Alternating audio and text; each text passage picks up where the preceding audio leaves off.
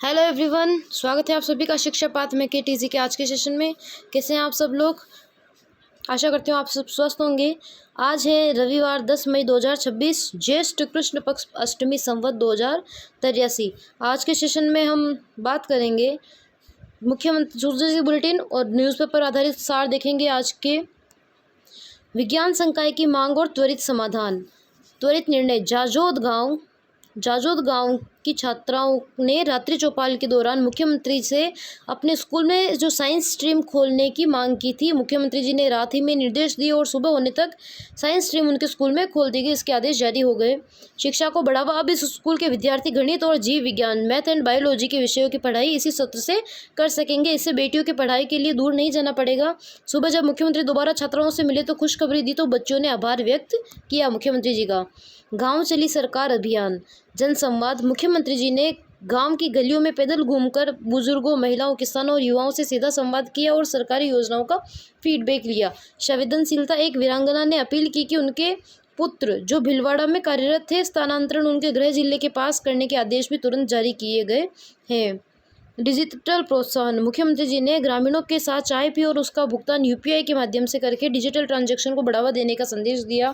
बच्चों से जुड़ाव, मुख्यमंत्री जी ने बच्चों से उनकी पढ़ाई के बारे में बात की और उन्हें चॉकलेट भी बांटी। अतः मुख्यमंत्री जी का गांव जाकर जनसंवाद करना गांव चली सरकार अभियान के अंतर्गत वो कार्य कर रहे हैं। महात्मा ज्योतिबा फुले की 200वीं जयंती समारोह, राष्ट्र निर्माण में योगदान। मुख्यमंत्री भजनलाल शर्मा ने कहा कि महात्मा ज्योतिबा फुले ने अपनी पत्नी सावित्रीबाई फुले के साथ मिलकर महिला शिक्षा और सामाजिक जागरूकता की अलग जगाई थी। 2 वर्षीय उत्सव मनाया जा रहा है। इसके लिए प्रधानमंत्री नरेंद्र मोदी की पहल पर, यह पहल जो महात्मा ज्योतिबा फुले की 200वीं जयंती, प्रधानमंत्री नरेंद्र मोदी की पहल पर देश भर में 200वीं जयंती को 2 साल 11 अप्रैल 2026 से 11 अप्रैल 2028 तक मनाई जाएगी। महात्मा ज्योतिबा फुले की 200वीं जयंती समारोह का आयोजन 11 अप्रैल 2026 से 11 अप्रैल 2028 तक मनाने का निर्णय लिया गया है, जिसके तहत प्रदेश के हर ब्लॉक में सावित्रीबाई फुले ई लाइब्रेरी खोली जाएगी और जिलों में महात्मा ज्योतिबा फुले आदर्श विद्यालय स्थापित किए जाएंगे। प्रदेश के हर ब्लॉक में ब्लॉक स्तर पर सावित्रीबाई फुले ई लाइब्रेरी स्थापित की जाएगी और जिलों में जिला स्तर पर, हर डिस्ट्रिक्ट लेवल पर महात्मा ज्योतिबा फुले आदर्श विद्यालय की स्थापना की जाएगी। इसके साथ ही 16 नए छात्रावासों का निर्माण भी किया जाएगा महात्मा ज्योतिबा फुले के 200वीं जयंती के उपलक्ष्य में। कृषि और किसान कल्याण, फसल बीमा में प्रथम, राजस्थान सरकार फसल बीमा में प्रथम स्थान पर रहा है, जिसमें हम देखें प्रधानमंत्री फसल बीमा योजना के अंतर्गत पॉलिसी जारी करने में राजस्थान देश में प्रथम स्थान पर रहा है। पॉलिसी जारी करने में लगभग 2 करोड़ 19 लाख पॉलिसियां राजस्थान सरकार द्वारा राजस्थान में जारी की गई फसल बीमा योजना के अंतर्गत। वित्तीय सहायता, इसमें पीएम किसान सम्मान निधि के तहत मिलने वाली राशि में लगभग राज्य सरकार ने 3,000 रुपये की वृद्धि की, जिससे अब किसानों को कुल 9,000 रुपये मिलेंगे और क्रमबद्ध रूप से इसे 12,000 करने का निर्णय भी मुख्यमंत्री जी द्वारा लिया जा सके। क्रमबद्ध रूप से 9,000 के स्थान पर 12,000 रुपये भी किसानों को मिलेंगे। गेहूं पर बोनस, राज्य सरकार द्वारा गेहूं की एमएसपी पर 150 रुपये का अतिरिक्त बोनस दिया जा रहा है। बिजली आपूर्ति, वर्तमान में 24 जिलों के किसानों को दिन में बिजली दी जा रही है, जिससे 2027 तक प्रदेश में लागू करने का लक्ष्य रखा गया है। अर्थात वर्तमान में 24 जिलों के किसानों को दिन में भी बिजली दी जा रही है और 2027 तक प्रत्येक किसान को, अर्थात पूरे प्रदेश में किसान को बिजली दिन में उपलब्ध करवाई जाएगी। जल परियोजना और कृषि विकास, यमुना जल समझौता, शेखावाटी क्षेत्र के लिए यमुना जल समझौते पर तेजी से कार्य हो रहे हैं, जिसके तहत नहर तंत्र में हम देखें इंदिरा गांधी नहर परियोजना और गंग नहर के लिए पर्याप्त बजट आवंटित किया गया है। यमुना जल समझौते पर मुख्यमंत्री जी द्वारा विस्तार रूप से तीव्र गति से कार्य किया जा रहा है और नहर, जो इंदिरा गांधी नहर है और गंग नहर है, उसके लिए भी पर्याप्त बजट आवंटन किया गया है। सिंचाई सुविधा, किसानों को सिंचाई की जरूरतों के लिए राम जल सेतु लिंक परियोजना को गति दी गई है। कृषि सुधार किया गया है, जिसमें किसानों को आधुनिक खेती, मृदा परीक्षण, सॉइल टेस्टिंग और ग्रीन हाउस से खेती को अपनाने के लिए प्रोत्साहित किया जा रहा है।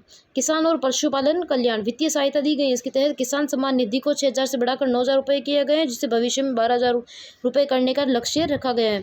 24 जिलों के किसानों को अब दिन में भी बिजली की सुविधा मिल रही है। 2027 तक सभी को दिन में बिजली की सुविधा मिलेगी।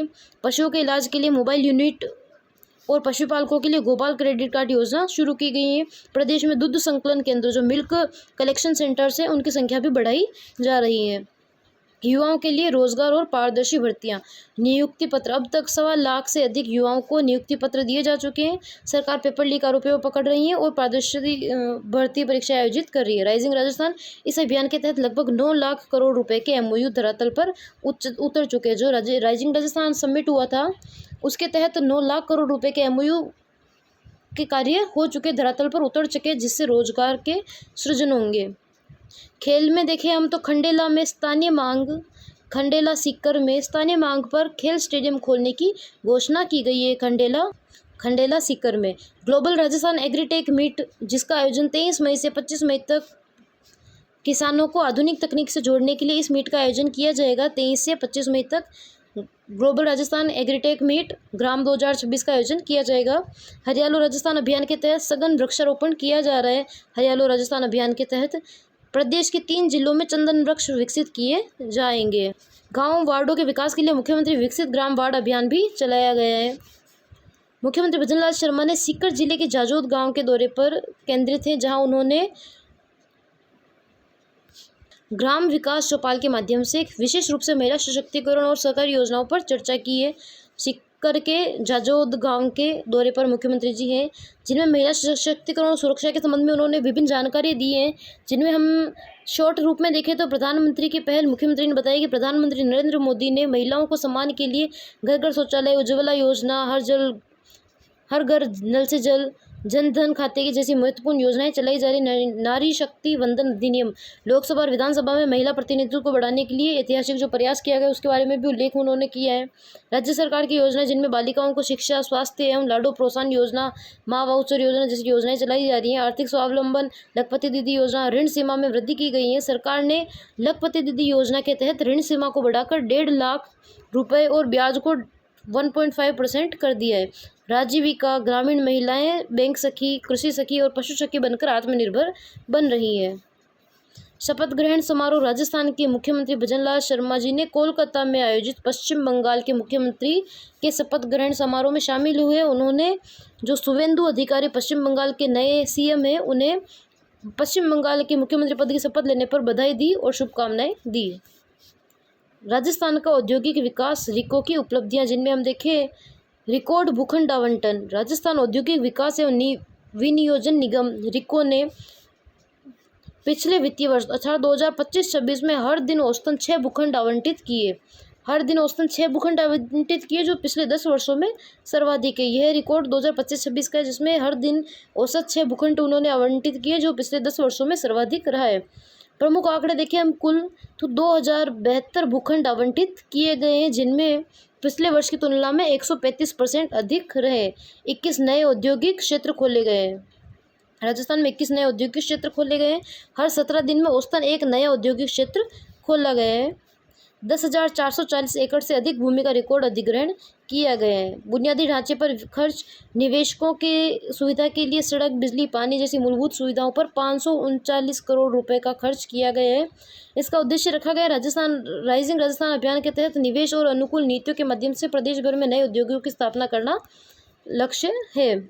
8 मई को हैदराबाद में ग्लोबल राजस्थान एग्रीटेक मीट ग्राम 2026 के तहत इन्वेस्टर मीट का आयोजन किया गया। 8 मई को हैदराबाद में, पहले हमने इसके बारे में जानकारी ली थी। विभिन्न शहरों में विभिन्न इन्वेस्टर मीट का आयोजन राज्य सरकार द्वारा किया जाएगा ग्राम 2026 को सफल बनाने के लिए, जिस दौरान हुए निवेश समझौतों और सरकारी की नीतियों के पर केंद्रित है। यहाँ आपके लिए कुछ मुख्य नोट्स दिए गए हैं। जो हैदराबाद में इन्वेस्टर मीट का आयोजन किया गया, उसके मुख्य नोट्स हम यहाँ देखते हैं।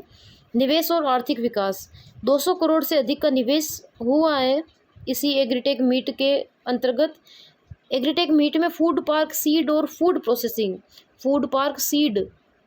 प्रोसेसिंग जो खाद्य प्रसंस्करण उद्योग है, इनके विकास के लिए 200 करोड़ रुपए से अधिक के निवेश समझौते MOU हुए हैं, जिसमें निवेश के अवसर मुख्यमंत्री भजनलाल शर्मा ने निवेशकों को संबोधित करते हुए कहा कि राजस्थान में पारंपरिक खेती से आगे बढ़कर एग्रीटेक और वैल्यू एडेड प्रोडक्ट्स का वैश्विक केंद्र बन रहा है।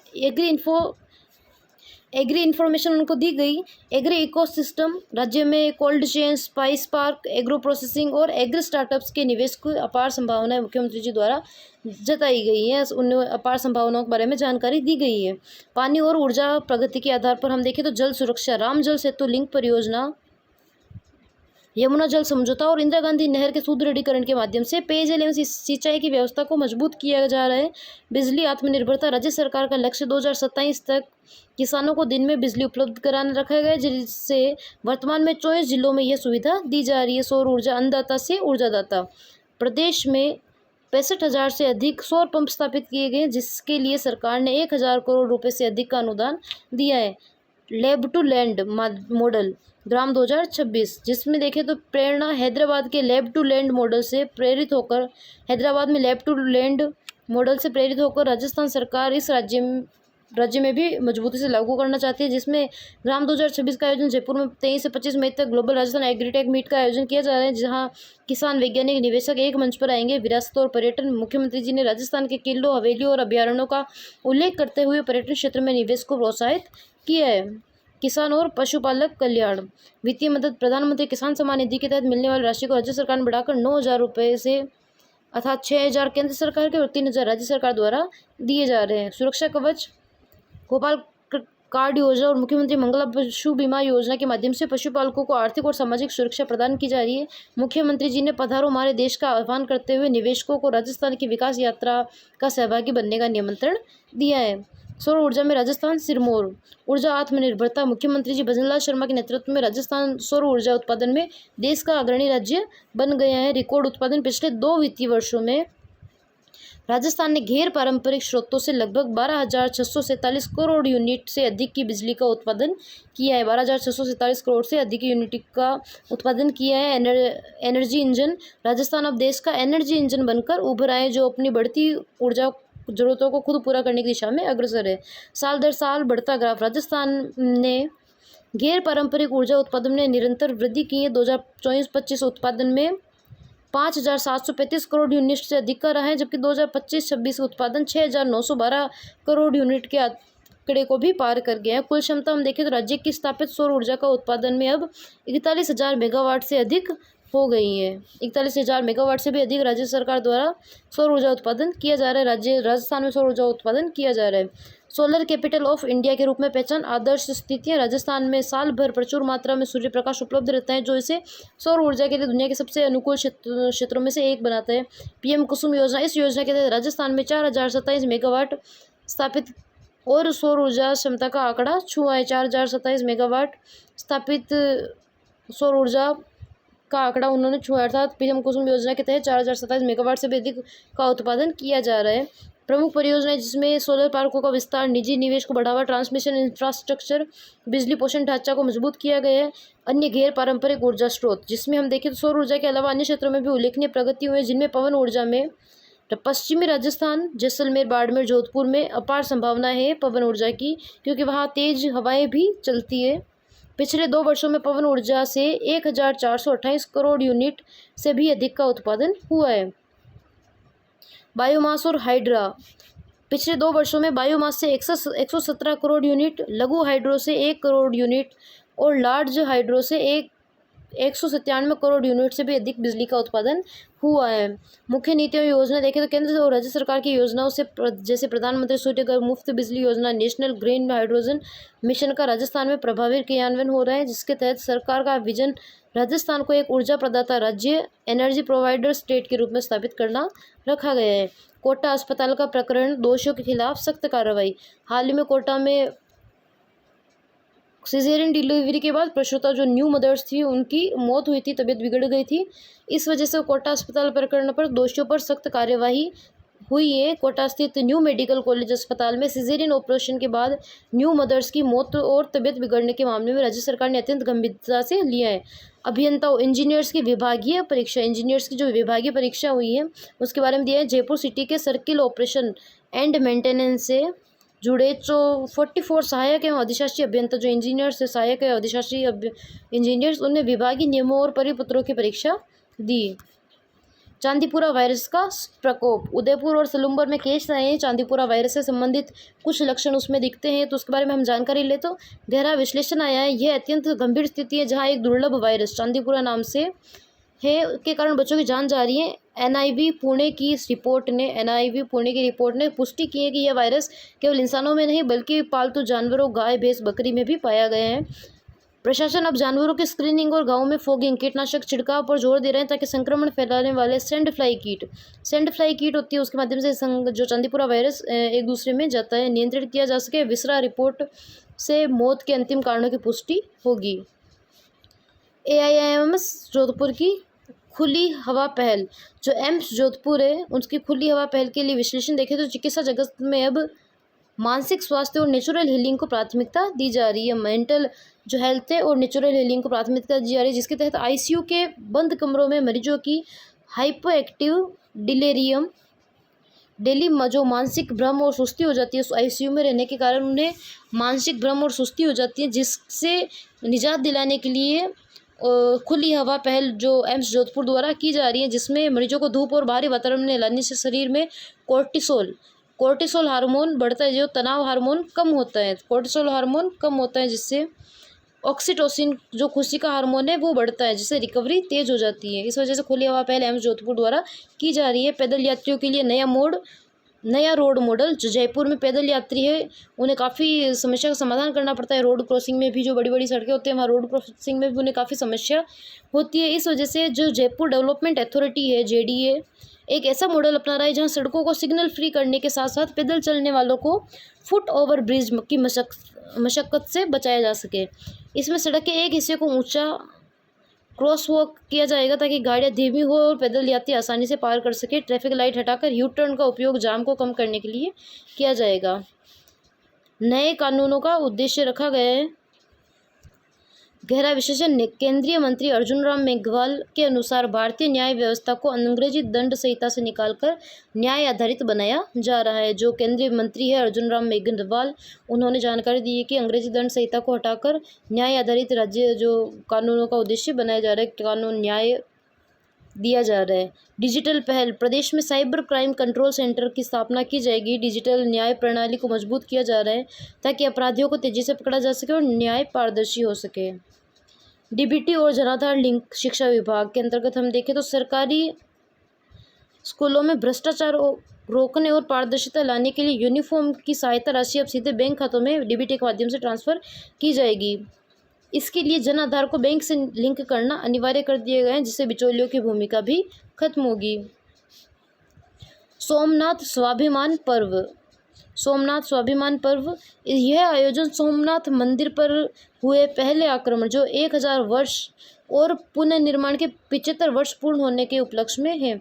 सोमनाथ मंदिर पर पहला आक्रमण 1000 वर्ष हो गए उसको, और पुनर्निर्माण के 75 वर्ष पूर्ण होने के उपलक्ष्य में सोमनाथ स्वाभिमान पर्व मनाया जा रहा है। यह सांस्कृतिक गौरव को पुनर्जीवित करने का प्रयास है। प्रदेश के 41 जिलों के प्रमुख शिवालयों में इसके सोमनाथ स्वाभिमान पर्व के उपलक्ष्य में अनेक कार्यक्रम आयोजित किए जाएंगे। मंदिरों का डिजिटलीकरण, देवस्थान विभाग राजस्थान सरकार द्वारा मंदिरों का डिजिटलीकरण किया जाएगा, जिसके तहत प्राचीन मंदिरों की आरती और इतिहास का एक क्लिक पर उपलब्ध होंगे, अर्थात उनका डेटा एक क्लिक पर उपलब्ध होगा।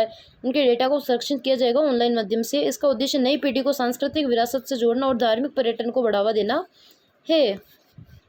सरकारी स्कूलों में AI से शिक्षा, मोहम्मद शहजाद को अमेरिकी संस्थान से $20,000 अनुदान मिलना, अर्थात $20,000 का उन्हें अमेरिकी संस्थान द्वारा सहयोग मिला है, अनुदान मिला है। इस बात का संकेत है कि अब सरकारी स्कूल के बच्चे भी आर्टिफिशियल इंटेलिजेंस जैसी आधुनिक तकनीक सीखेंगे। यह ग्रामीण डिजिटल साक्षरता की दिशा में बड़ा कदम है। मोहम्मद शहजाद इस क्षेत्र में कार्य करेंगे, जिसके लिए उन्हें अमेरिकन कंपनी द्वारा $20,000 का अनुदान दिया गया। स्टार्टअप्स के लिए नया मंच, महिलाओं और युवाओं को उद्यमी बनाने के लिए सेवायाम संस्थान और रामार्थम के बीच समझौता हुआ है, जिसके तहत पहल विदेशी कंपनियों पर निर्भरता कम करने और स्वदेशी नवाचार को बढ़ा देने के लिए है। महिलाओं और युवाओं को उद्यमी बनाने के लिए सेवायाम और रामार्थम के बीच समझौता हुआ है।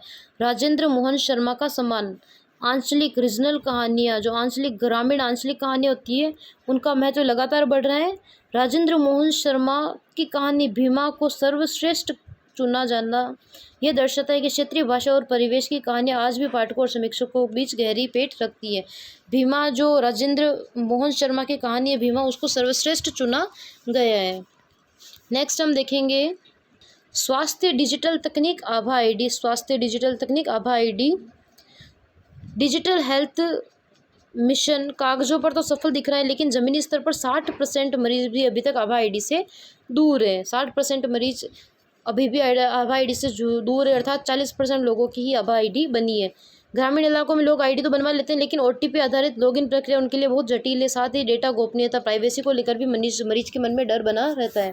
आभा आईडी होने से मरीज का पूरा मेडिकल रिकॉर्ड एक ही जगह पर रहता है, जिससे बार बार पंजीकरण का झंझट खत्म होता है और रिपोर्ट ऑनलाइन मिल जाती है। नए श्रम सुधार लेबर लॉ आए, जिसके तहत भारत सरकार ने दशकों पुराने 29 श्रम कानूनों को बदलकर 4 नई श्रम संहिताओं को लागू करने की तैयारी पूरी कर लिए। काम के घंटे निर्धारित किए गए। अब सप्ताह में अधिकतम 48 घंटे का ही काम कराया जा सकेगा। अगर कोई कर्मचारी 8 घंटे से ज़्यादा काम करता है तो उसे 2 गुना ओवर टाइम देना होगा। समानता, महिलाओं को पुरुषों के समान वेतन और अवसर देने के प्रावधान है। गिग वर्कर्स, पहली बार स्विगी, जोमेटो और ओला जिससे गिग वर्कर्स को सामाजिक सुरक्षा बीमा स्वास्थ्य कवर के दायरे में लाया गया है। न्यूनतम वेतन, सभी श्रेणियों के कामगारों के लिए न्यूनतम वेतन का अधिकार भी सुनिश्चित किया गया है। Jodhpur Pali Marwar industrial hub, Jodhpur Pali Marwar industrial hub JPMAI पश्चिमी राजस्थान में विकास का एक नया सूरज उगने वाला है। यह प्रदेश की सबसे बड़ी औद्योगिक टाउनशिप बनने जा रही है। जोधपुर पाली मारवाड़ इंडस्ट्रियल हब प्रथम चरण में 7,500 करोड़ रुपए का निवेश और 40,000 रोजगार का लक्ष्य प्रथम चरण में रखा गया है, जिसमें इंफ्रास्ट्रक्चर के रूप में देखें तो बिजली के लिए 300 करोड़ खर्च किए जा रहे हैं और पानी के लिए राजीव गांधी लिफ्ट कैनाल से 54 MLD पानी आरक्षित किया गया है। रणनीतिक लाभ होगा कि यह क्षेत्र फ्रेट कॉरिडोर और हाईवे NH62 और NH64 से जुड़ा हुआ है, जिससे हस्तशिल्प और टेक्सटाइल एक्सपोर्ट को बढ़ावा मिलेगा। जोधपुर जो हस्तशिल्प के लिए टाउन है और बालोतरा जो टेक्सटाइल के लिए हब है, इन्हें काफ़ी फ़ायदा इससे मिलेगा। चिकित्सा जगत की दुर्लभ उपलब्धि, जोधपुर के व्यास मेडिसिटी में 19 वर्षीय युवती में चानारिन डार्फमैन सिंड्रोम की पहचान हुई है। चानारिन डार्फमैन सिंड्रोम की पहचान हुई है 19 वर्षीय युवती में।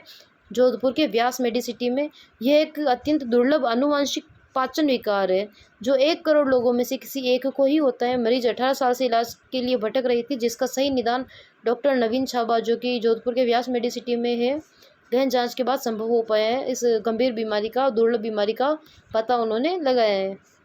जोधपुर स्थापना दिवस, मेहरानगढ़ की प्राचीर पर नाद ब्रह्मम संगीत समारोह का आयोजन हुआ जोधपुर स्थापना दिवस के उपलक्ष्य में, जिसमें शास्त्रीय गायिका आरती अलंकर और गायक अरमान खान ने प्रस्तुतियां दी।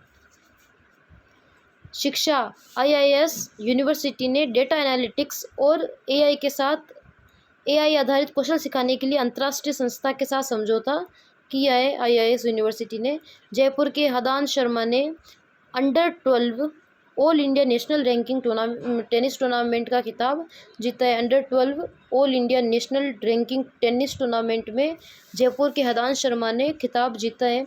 सांगानेर के लघु चित्र कलाकार डॉक्टर हनुमान सैनी को पारंपरिक वैदिक कला के संरक्षण के लिए सृजनाभिनंदन फोर्स से सम्मानित किया गया है। डॉक्टर हनुमान सैनी को माउंट आबू में शनिवार 9 मई 2026 से 2 दिवसीय ग्रीष्म महोत्सव की शुरुआत हुई है। इसका आयोजन देखें तो इसके तहत रन फॉर माउंट आबू महोत्सव का शुभारंभ रन फॉर माउंट आबू दौड़ के साथ हुआ, जिसमें युवाओं, विद्यार्थियों, सेनाओं के जवानों, स्काउट गाइड्स ने बड़े उत्साह के साथ भाग लिया। हर मैराथन शहर के मुख्य भागों से होते हुए नक्की झील के चौक पर समाप्त हुई।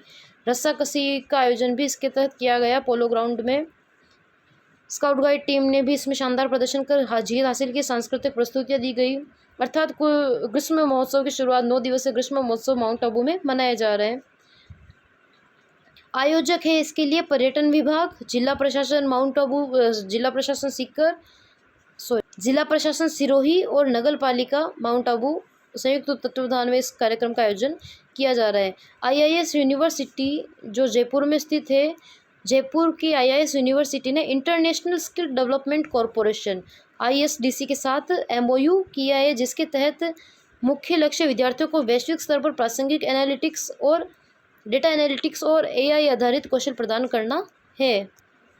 जयपुर की कंपनी क्लब फर्स्ट ने रक्षा क्षेत्र में एक बड़ी उपलब्धि हासिल की है, जिसके तहत कृष्णा UGV एक मानव रहित ग्राउंड व्हीकल है। इसकी खासियत यह है कि यह एआई और रिमोट दोनों से संचालित होता है। इसे विशेष रूप से उबड़-खाबड़ रास्तों और जोखिम भरे क्षेत्रों के लिए बनाया गया है। इसमें directed energy weapon DEW laser system है जो दुश्मन की ड्रोन को हवा में नष्ट कर सकता है। साथ ही स्लैम तकनीक के कारण यह बिना जीपीएस के भी रास्ता खोज सकता है। भावना और विज्ञान का संगम। निर्माता ने इस रोबोट का नाम अपनी मां कृष्णा के नाम पर रखकर तकनीक में इमोशनल इंटेलिजेंस और राष्ट्रवाद को जोड़ने के प्रयास किया है। जयपुर की कंपनी क्लब फर्स्ट ने इसमें बनाया है इसे। पारिस्थितिकी संकट। भैराना जयपुर में रिको परियोजना के लिए 610 बीघा जो ज़मीन आवंटित की गई है भैराना में रिको प्रोजेक्ट के लिए। 21,300 पेड़ जिसके तहत काटे जा चुके हैं, जिससे लगभग 2 लाख वन्यजीव, मोर, तितलियां, मधुमक्खियां विस्थापित हो रहे हैं। यह विकास बनाम पर्यावरण के संतुलन पर एक गंभीर सवाल खड़ा करता है। रणथंभौर की दुर्गा बाघिन T-134 ने एक मिसाल कायम की है। वन्य जीवों में शावकों को जीवित रहने की दर सर्वाइवल रेट आमतौर पर 40 से 50% होती है, लेकिन दुर्गा के सभी 4 शावक 1 साल के हो गए। यह वन्य जीव संरक्षण और अनुकूलन की एक सुखद खबर है। तो रणथंभौर की दुर्गा बाघिन T-134। सिंधु संस्कृति। भारतीय सिंधु सभा द्वारा 31 जिलों में सिंधु संस्कृति गौरव यात्रा निकाली जा रही है भारतीय सिंधु सभा द्वारा। इसका उद्देश्य नई पीढ़ी को अपनी जड़ों तो मातृभाषा से जोड़ना है। जीआई टैग का संकट। राजस्थान में सब 23 जीआई टैग हैं, जैसे सांगानेरी, पेंट, कोटा हो रहा है, लेकिन प्रचार प्रसार और रजिस्टर्ड यूजर्स की कमी के कारण कारीगरों को आर्थिक लाभ नहीं मिल पा रहा है। असली और नकली उत्पादों की पहचान के लिए क्यूआर कोड मार्केटिंग की सख्त जरूरत बताई जा रही है। Gita olympiad. International Gita olympiad 2026 का आयोजन हुआ था। इंटरनेशनल गीता ओलंपियाड 2026 के परिणाम घोषित हुए, जिनमें जयपुर के डॉक्टर केवल कृष्ण को गीता रत्न की उपाधि मिली है। गीता कृष्ण से संबंधित है, तो जयपुर के डॉक्टर केवल कृष्ण को गीता रत्न की उपाधि से सम्मानित किया गया। यह दर्शाता है कि आधुनिक समय में भी आध्यात्मिक ग्रंथों के प्रति युवाओं और विद्वानों की रुचि वैश्विक स्तर पर बढ़ रही है। अक्षय पात्र सेवा। अत्यधिक गर्मी जेठ मास से मूर्तियों को बचाने के लिए मंदिरों में केसर, कपूर और चंदन का लेप किया जा रहा है मूर्तियों पर, जिससे भक्ति उस रूप में को दर्शाता है जहां भक्त अपने आराध्य को परिवार के सदस्य की तरह मानते हैं। एफडीडीआई में नवाचार। फुटवेयर डिज़ाइन एंड डेवलपमेंट संस्थान जोधपुर में लर्निंग न्यू थिंग्स उत्सव के जरिए विद्यार्थियों को एआई और डिज़ाइन और औद्योगिक में नैतिकता का व्यवहारिक ज्ञान दिया जा रहा है, जो पारंपरिक शिक्षा से हटकर है। राजस्थानी भाषा को संविधान की 8वीं अनुसूची में शामिल करने की मांग के दौरान प्रसिद्ध साहित्यकार जगन्नाथ कविया की 3 पुस्तकों का विमोचन किया गया है, जिनमें हम देखें तो जगन्नाथ सिंह कविया जो राइटर है, उनकी पुस्तकें 3 समझावणी, गीता मरुवाणी और भागवत भारती, यह 3 बुक उनकी लॉन्च की गई हैं। जगन्नाथ कविया की समझावणी, गीता मरुवाणी, भागवत भारती। इसकी मुख्य बिंदु हम देखें समारोह की, तो समारोह का स्थान विज्ञान पार्क सभागार जयपुर है। प्रमुख मांग रही है इन पुस्तकों के विमोचन के माध्यम से यह संदेश दिया गया है कि राजस्थानी साहित्य किसी भी दृष्टि से अन्य भाषाओं से कम नहीं है, इसलिए इसे संवैधानिक मान्यता मिलनी। आगामी जनगणना में मातृभाषा के कॉलम में राजस्थानी लिखवाने का आह्वान किया गया है, ताकि भाषा की संख्यात्मक शक्ति को प्रमाणित किया जा सके। आज का सेशन हमारा यही समाप्त होता है। अब हम आज के सेशन से संबंधित कुछ एमसीक्यूज देखेंगे। आप भी प्रयास कीजिएगा उनके उत्तर देने का। अगर आपने सेशन को अच्छी तरह से देखा है तो आप उसके उत्तर आराम से दे पाएंगे, और नए पैटर्न पर आधारित हमने हमारे क्वेश्चन रखे हैं। तो चलिए शुरू करते हैं हमारे एमसीक्यू पैटर्न। तो चलिए शुरू करते हैं। आज 10 मई 2026 सूजस समाचार पत्रों पर आधारित करंट अफेयर्स अभ्यास प्रश्न। ये बहुविकल्प प्रश्न पत्र है, जिसमें महात्मा ज्योतिबा फूले की 200वीं जयंती के संदर्भ में निम्नलिखित कथनों पर विचार कीजिए। प्रधानमंत्री नरेंद्र मोदी की पहल पर यह उत्सव 11 अप्रैल 2026 से 11 अप्रैल 2028 तक 2 वर्षों तक मनाया जाएगा। प्रदेश के प्रत्येक ब्लॉक में सावित्रीबाई फूले ई लाइब्रेरी खोली जाएगी। जिलों में महात्मा ज्योतिबा फूले आदर्श विद्यालय स्थापित किए जाएंगे। तीनों के तीनों कथन सेंटेंस बिल्कुल करेक्ट है, अर्थात हमारा उत्तर होगा डी। फर्स्ट, सेकंड और थर्ड सभी तीनों सही है। राजस्थान के ऊर्जा क्षेत्र के संबंध में कौन सा विवरण सही नहीं है? राजस्थान की स्थापित ऊर्जा क्षमता का 41,000 मेगावाट से अधिक हो गई है। सौर ऊर्जा में 41 मेगावाट से अधिक हो गई है, बिल्कुल करेक्ट है। पीएम कुसुम योजना के तहत राजस्थान ने 4,027 मेगावाट का क्षमता का आंकड़ा छुआ है। यह भी बिल्कुल करेक्ट है, हमने हमारे सेशन में देखा था। वर्ष 2025-26 में गैर पारंपरिक ऊर्जा का 10,000 करोड़ यूनिट पार कर गया है। राजस्थान सौर ऊर्जा उत्पादन में देश का अग्रणी राज्य है। अर्थात ए, बी और डी दोनों सही, तीनों सही है, जबकि सी आंसर हमारा बिल्कुल गलत है। तो हमारा इसका आंसर होगा सी, यह सही नहीं है। ग्लोबल राजस्थान एग्रीटेक मीट ग्राम 2026 के संबंध में सत्य कथन पहचानिए। इसका मुख्य आयोजन 23 से 25 मई तक जयपुर में किया जाएगा। बिल्कुल करेक्ट है, 23 से 25 मई तक आयोजन जयपुर में होगा। हाल ही में हैदराबाद में आयोजित इन्वेस्टर मीट में 200 करोड़ रुपए के MOU हुए हैं, तो बिल्कुल करेक्ट है। हैदराबाद में 8 मई को आयोजन हुआ है, जिसमें 200 करोड़ से अधिक के MOU हुए। यह लैब टू लैंड मॉडल से प्रेरित है। बिल्कुल यह लैब टू लैंड मॉडल से प्रेरित है, जिसमें यह lab to land model Hyderabad से लिया गया है। अर्थात हमारा उत्तर होगा डी, उपरोक्त सभी कथन सत्य है। नेक्स्ट हम क्वेश्चन देखेंगे, राजस्थान औद्योगिक विकास एवं विनियोग नियम रिको 2025-26 की उपलब्धियों के बारे में। पिछले वित्तीय वर्ष में औसतन हर दिन 6 भूखंड आवंटित किए गए। बिल्कुल करेक्ट है, हर दिन 6 भूखंड आवंटित किए गए थे। हमने हमारे सेशन में इसके बारे में जानकारी ली थी। कुल 2072 भूखंड आवंटित किए गए, जो पिछले वर्ष से 135% अधिक है। यह भी बिल्कुल करेक्ट है। इस अवधि में 21 नए औद्योगिक क्षेत्र खोले गए, अर्थात फर्स्ट, सेकंड, थर्ड तीनों बिल्कुल करेक्ट है, और हमारा उत्तर होगा डी, तीनों ही कथन बिल्कुल सत्य है। कथन और कारण के हम क्वेश्चन देखेंगे। कथन है, राजस्थान सरकार द्वारा PM किसान सम्मान निधि राशि को बढ़ाकर कुल 9,000 रुपये कर दिया गया है। बिल्कुल सही है ये, क्योंकि राजस्थान सरकार ने केंद्र सरकार द्वारा दी जाने वाली 6,000 रुपये की राशि में अपनी ओर से 3,000 रुपये की वृद्धि की है। अर्थात ए, हमारा कथन ए बिल्कुल सही है, और कारण आर भी बिल्कुल सही है, और आर एक की सही व्याख्या करता है। कथन ए है, राजस्थान की बाघिन दुर्गा T-134 ने वन्यजीव संरक्षण में एक मिसाल कायम की है। बिल्कुल हमने हमारे सेशन में देखा था, T-134 जो राजस्थान की बाघिन है दुर्गा, जो रणथंभौर टाइगर रिजर्व से संबंधित है। आमतौर पर शावकों के जीवित रहने की दर 40 से 50% होती है, लेकिन दुर्गा के सभी 4 शावक 1 साल के हो गए। हमने हमारे सेशन में इसके बारे में अच्छे से जानकारी थी। कथन ए है हमारा, राजस्थान क्यों बिल्कुल दोनों करेक्ट है। ये व्याख्या करता है या नहीं करता है, हम देखें तो राजस्थान की बाघिन दुर्गा T-134 ने वन्यजीव संरक्षण में एक मिसाल कायम की है, क्योंकि आमतौर पर शावकों के जीवित रहने की दर 40 से 50% होती है, लेकिन दुर्गा के सभी 4 शावक 1 साल के हो गए। तो अर्थात ए और आर दोनों सही है, और आर एक की सही व्याख्या करता है। अब हम हमारा नेक्स्ट क्वेश्चन देखेंगे। कथन क्वेश्चन नंबर 7 है, Krishna UGV unmanned ground vehicle बिना GPS के अपना रास्ता खोज सकते हैं। बिल्कुल सही है, हमने हमारे सेशन में देखा था। इसमें SLAM साइमल्टेनियस लोकलाइजेशन मैपिंग तकनीक का उपयोग किया गया है। बिल्कुल यह बिल्कुल करेक्ट है, क्योंकि इसमें SLAM का उपयोग किया गया है। यह बिल्कुल करेक्ट है। ए और आर दोनों सही है, और आर ए की सही व्याख्या करता है। लास्ट हमारा क्वेश्चन देखेंगे हम। हाल ही में विमोचित समझावणी, गीता मरुवाणी और भागवत भारती पुस्तकों के लेखक कौन है? तो समझावणी, गीता मरुवाणी और भागवत भारती के लेखक है जगन्नाथ सिंह कविया। हमने हमारे सेशन में देखा था, इन्होंने राजस्थानी भाषा को मान्यता 8वीं अनुसूची में शामिल करने के लिए भी काफ़ी प्रयास किए। अतः हमारा सेशन यही समाप्त है। प्लीज़ लाइक कीजिए, शेयर कीजिए, सब्सक्राइब कीजिए, और अगर आपको हमारे सेशन की PDF की आवश्यकता हो तो आप हमें टेलीग्राम पर शिक्षा पाथ मेक इट ईजी हमें मैसेज कर सकते हैं। टेलीग्राम ID हमारे डिस्क्रिप्शन में दी गई है। शिक्षा पाथ मेक इट ईजी पर आप मैसेज कर सकते, जिससे आपको उस चैनल में जोड़ दिया जाएगा, जहां ये PDF निरंतर रूप से अवेलेबल करवाई जाती है।